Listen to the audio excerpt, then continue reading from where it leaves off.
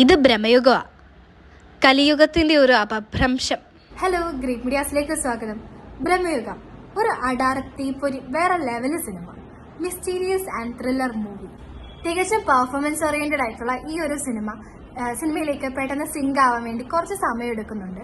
കാരണം black and white ആയതുകൊണ്ടാണ്. ഇപ്പോൾ നമുക്ക് കാണുന്നത് 4Kയും 8Dയും കളർഫുൾ ആയിട്ടുള്ള സിനിമകളാണ്. അപ്പോൾ പെട്ടെന്ന് ബ്ലാക്ക് ആൻഡ് വൈറ്റ് വരുമ്പോൾ സിങ്ക് ആവാൻ കുറച്ച് സമയം എടുക്കും.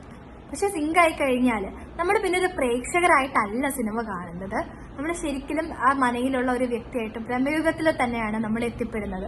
നമ്മളും അതിലൊരു സീക്രട്ട് വാച്ചർ ആയിട്ടുള്ള രീതിയിൽ, അല്ലെങ്കിൽ നമ്മൾ ശരിക്കും എക്സ്പീരിയൻസ് ചെയ്യുന്ന രീതിയിലാണ് തോന്നുക. ഇതൊരു ബ്ലാക്ക് ആൻഡ് വൈറ്റ് സിനിമയാണെന്ന് കരുതി OTTയിലോ TVയിലോ വന്നിട്ട് കാണാമെന്ന് വെച്ച് കഴിഞ്ഞാൽ അതൊരു മിസ്കോൺസെപ്റ്റ് ആണ് കേട്ടോ. ഇത് ശരിക്കും തിയേറ്ററിൽ എക്സ്പീരിയൻസ് ചെയ്യേണ്ട ഒരു ഗംഭീര സിനിമ തന്നെയാണ്. ഈ സിനിമയുടെ ആക്ടിംഗ് ഡിപ്പാർട്ട്മെന്റും ആർട്ട് ഡിപ്പാർട്ട്മെന്റും സൗണ്ട് ഡിപ്പാർട്ട്മെന്റും ടെക്നിക്കൽ ഡിപ്പാർട്ട്മെന്റും ഒക്കെ വളരെ മികച്ചത് തന്നെയാണ്. ഇത് ആക്ച്വലി ഒരു ഡയറക്ടർ ബ്രില്യൻസ് സിനിമയാണ്. Rahul Sadasivan is one of the best wonderful promising director. That is why he utilised the maximum talent of the actors. Rahul Sadasivan അത്രയ്ക്ക് അടിപൊളിയായിട്ടുള്ള ഒരു ഡയറക്ടർ ആയതുകൊണ്ട് തന്നെയാണ് അതിലുള്ള ഓരോ ആക്ടേഴ്സിനെയും അത്രയ്ക്ക് ടാലന്റും യൂട്ടിലൈസ് ചെയ്തിട്ട് സിനിമ ചെയ്തിരിക്കുന്നത്. ഈ കാലഘട്ടത്തിലും 4Kയും 8Dയും കളർഫുൾ ആയിട്ടുള്ള സിനിമകൾ കാണുന്നുണ്ടെങ്കിലും ബ്ലാക്ക് ആൻഡ് വൈറ്റ് സിനിമ നമ്മളുടെ മുന്നിൽ കൊണ്ടുവന്നതിന്റെ റീസൺ ശരിക്കുമുണ്ട്. ആദ്യം സിനിമ കണ്ട് അവസാനം ഇറങ്ങുമ്പോഴും നമുക്ക് അതിന്റെ ഒരു ഇമ്പാക്റ്റ് തന്നെ ഉണ്ടാവും. വളരെ കുറച്ച് ക്യാരക്ടേഴ്സിനെ വെച്ചിട്ടും 2.5 മണിക്കൂറോളം നമ്മൾ എൻഗേജ് ചെയ്തിരുത്തുക എന്നുള്ളത് ഒരു പാടുള്ള കാര്യം തന്നെയാണ്.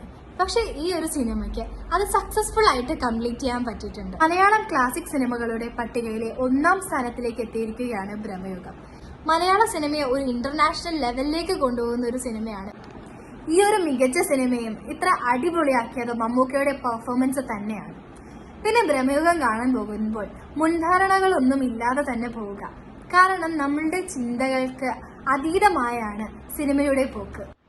അർജുൻ അശോകനും സിദ്ധാർത്ഥ് ഭരതനുമൊക്കെ നല്ല പെർഫോമൻസ് തന്നെയാണ് കാഴ്ചവെച്ചിട്ടുള്ളത്.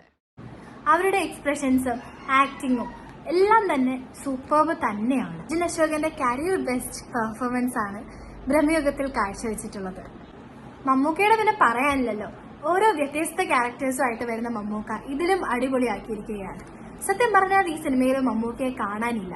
കാരണം കൊടുമൻ പൂർത്തിയായി മമ്മൂക്ക അഴിഞ്ഞാടിയിരിക്കുകയാണ്.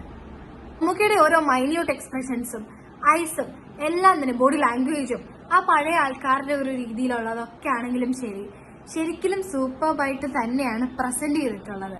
മമ്മൂക്കയുടെ ഇതുവരെയുള്ള ചിത്രങ്ങളിൽ നിന്നും വളരെ വ്യത്യസ്തമായിട്ടുള്ള ഒരു ക്യാരക്ടറാണ് കൊടുമൻ പോറ്റി. എനിക്ക് എന്തായാലും നമ്മുടെ മമ്മൂക്കയുടെ ഭ്രമയുഗം വളരെയധികം ഇഷ്ടപ്പെട്ടു.